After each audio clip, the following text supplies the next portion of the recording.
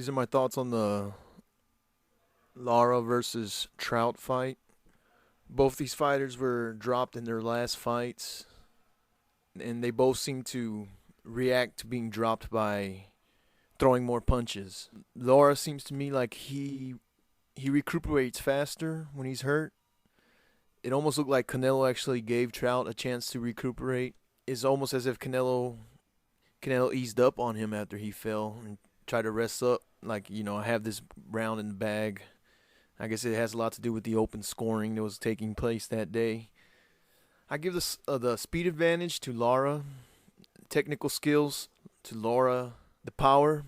Lara, I feel Trout did a good job versus Cotto, and it did a decent job versus Canelo because of his height and reach advantage he had in those fights. He doesn't necessarily fight tall, but he won't have that advantage against Lara. They're basically almost the same height. There's only a half-inch difference in height in these guys.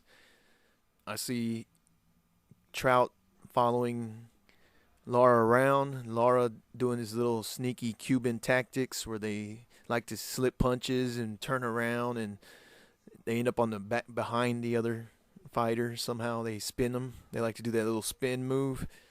I see him making Trout miss a lot. I see him catching Trout when he comes in with the way Trout throws punches. He always seems to be wide open. It seems like Canelo couldn't take advantage of that because of Canelo's height. They both have iffy chins.